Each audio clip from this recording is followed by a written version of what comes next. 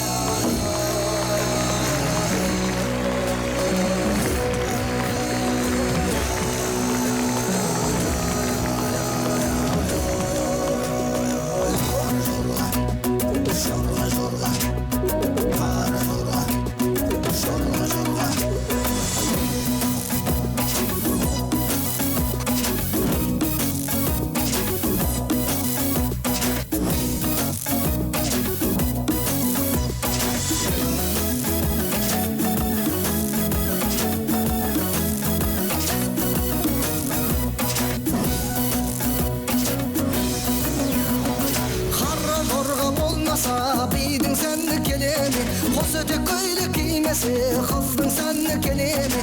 Абғалеки жолдас бар, біреуін шық тойбастар. Той дегенде дейді екен, домалайды қубастар. Ей, билейік құрдастар, әнші жігіт жырбастар. Мерекенің сыйымен сұлу қыздар сырластар. Көмір күйімен, сыңғыр үнімен, қазақ тойы басталар Қаражорға биімен.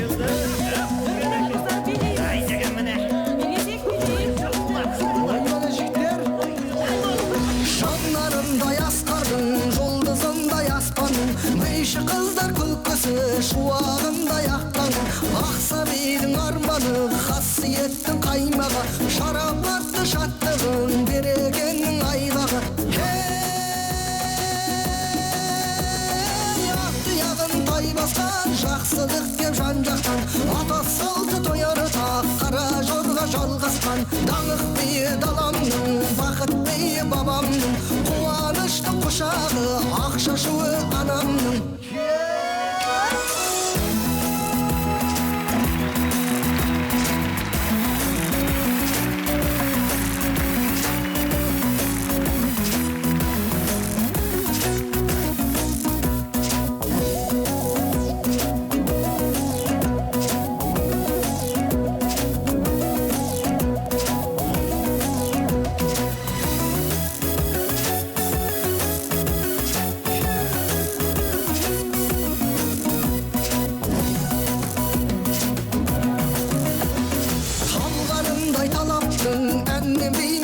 Ғасыр бойы жалғасқан халық бей қазақтың, құдашалар қаласа бей билейік жараса.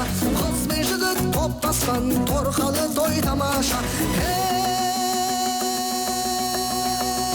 Домбыраның тиегі ұрпақтарды сүйегі, қара жорға қанымыз балуанның білегі.